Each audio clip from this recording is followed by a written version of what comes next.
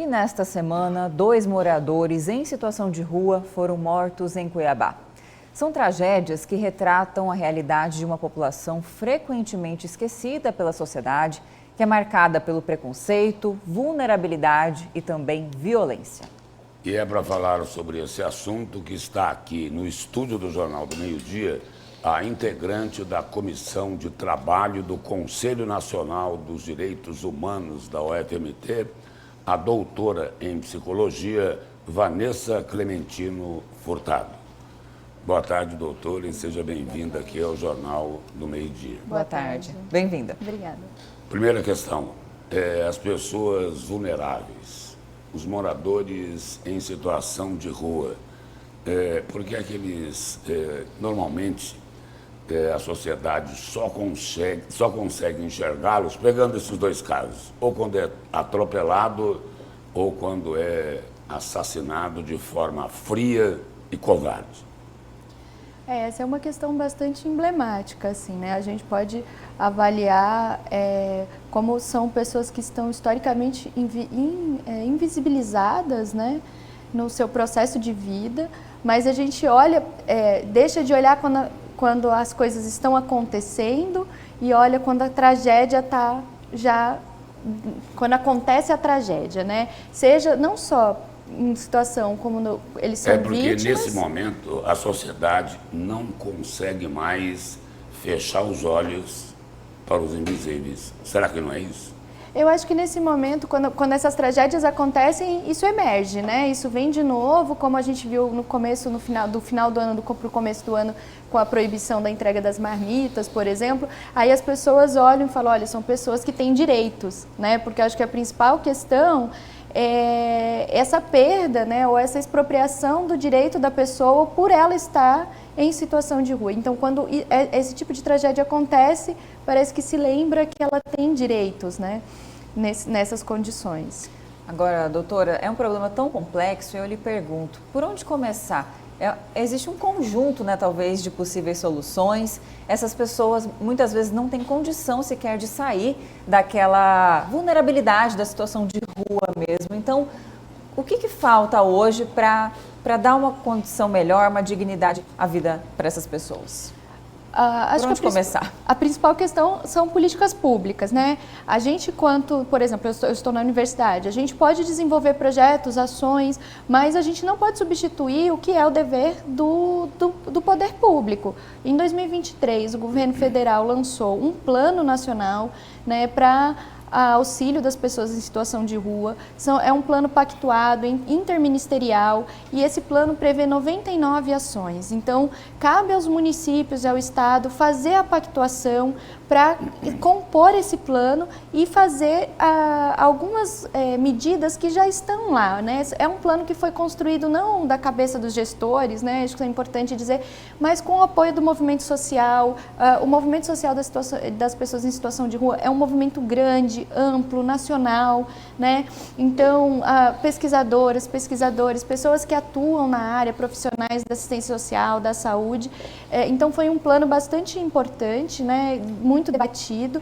Acho que a nosso primeiro passo é isso, né? Essa parceria que a gente pode, enquanto universidade, oferecer, mas também depende e não só da universidade, mas das outras instituições, órgãos públicos, Ministério Público, Prefeitura, Estado, de promover uma política, porque, de fato, as pessoas não têm, muitas vezes, recursos e condições de sair dessa situação sozinhas, né? Elas precisam ser ajudadas e auxiliadas nesse processo. E será que já começou a ser colocado em prática todo esse plano ou ainda não? Que aqui na Prefeitura de Cuiabá falou-se, né, o prefeito falou que construir um espaço, por exemplo, para alimentação adequada, né? Até envolvendo a polêmica das marmitas, mas ainda não, né? Às vezes não é uma questão tão prioritária, né, infelizmente. Pois é, e como você disse, né, é muito complexa a situação, então não é uma ação que vai ser determinante, né? É um processo de ações, porque as determinações que levam a pessoa a estar em situação de rua também são múltiplas e complexas. Então, o ideal seria que a gente pudesse, antes da pessoa estar em situação de rua, conseguir acolher, né, dentro de uma rede de assistência social para que ela não chegue na condição de estar em situação de rua. Doutora, no momento de tanta polarização política, com tantas narrativas, isso acaba dificultando para que essas políticas públicas avancem? Com certeza, né? Isso acaba trazendo um discurso também para a sociedade de forma ideológica, mas a gente pode chamar mais eugenista, né? E que vai pensando ações de higienização ou de gentrificação das cidades, que é como se essas pessoas não tivessem direito à cidade. Né? A gente pode usar, por exemplo, o que aconteceu em São Paulo, a construção do muro em torno da Cracolândia, como se as pessoas que estão ali naquela condição não tivessem direito de estar na cidade, né? Então, me parece que há nesse processo, né, acho que um avanço do conservadorismo, a gente vai percebendo também um avanço dessas formas de lidar com pessoas nessas condições. Um outro caso de ontem, numa cidade do interior de São Paulo, se não me falha a memória, o prefeito da cidade pegou 12 moradores em situação de rua, colocou dentro de um ônibus e mandou para outro estado. Ou seja, eles não querem enxergar o que a gente chama de invisíveis. Exatamente, porque na verdade eles enxergam como um problema. Eles querem fazer a faxina. Exatamente. Mas e se eles forem enviados para as suas respectivas cidades natal, digamos assim?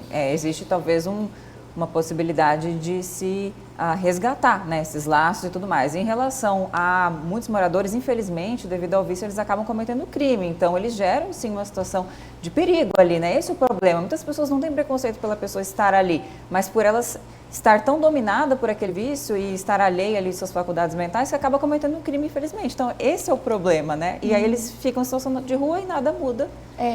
Por exemplo, se a pessoa desejar voltar para a sua cidade de origem, é uma coisa, Sim. Né? Ela tem o direito de querer ou não vou retornar. Às vezes os vínculos familiares foram de fato muito estilhaçados, muito quebrados por uma série de condições. Nem todas as pessoas que estão em situação de rua estão em situação de rua e fazem uso de substância ou têm algum Sim. tipo de sofrimento psíquico grave, importante, né? E às vezes, quando acontece um caso de criminalidade, de roubo, assalto, né, que eu acho que é isso que as pessoas ficam com mais medo, muitas vezes elas fazem isso para se alimentar. Né? Então, cada condição é uma condição, não dá para a gente generalizar. Né? Claro. A gente conhece muitos casos, por exemplo, de pessoas que estiveram em situação de rua porque perderam os empregos, né? Porque perderam as condições de vida. A pandemia trouxe um aumento mesmo da população em situação de rua nessas condições e não necessariamente estavam em uso de substância ou com algum tipo de sofrimento psíquico importante. Doutora, a psicologia consegue explicar o fato de um morador em situação de rua riscar a lataria de um veículo ou jogar uma pedra nesse carro e, ato seguinte, levar um tiro no rosto? Olha, a psicologia tem... Por alguém com uma formação profissional privilegiada. Exatamente. Ética, né, e tudo mais. Sim. A psicologia tem alguns caminhos, né? A gente faz uma discussão que não é uma discussão, as ciências não são ciências neutras, né? Então, o debate da psicologia, geralmente no campo da psicologia social, vai apontando para uma análise que é tanto política quanto social, porque somos seres sociais, né? A gente se constitui na nossa sociabilidade. Então, uma sociabilidade que vai pregando cada vez mais o acesso às armas, né, a violência contra pessoas que são entendidas para esta sociedade como indesejáveis, né? A exemplo do que o senhor trouxe do prefeito que levou as pessoas para outra cidade. Então isso vai gerando também... Agregando um fator aí, a intolerância aos pobres. Exatamente, a intolerância aos pobres, que tem sido cada vez mais frequente na nossa sociedade, né? Esse recrudescimento do conservadorismo vai trazendo esse tipo de questões também. Então isso vai colocando, a nossa subjetividade, ela é constituída social historicamente, não tem como a gente fugir disso, né? Então a gente pode, o caminho ele é multideterminado, a explicação também, então não é exatamente só a psicologia que traz, né, um debate para entender esse tipo de comportamento, mas a gente consegue avançar a partir de uma análise crítica do contexto social que a gente vivencia hoje. Obrigado pela presença e pelas informações aqui no Jornal do Meio Dia. Eu que agradeço. Obrigada. Obrigada.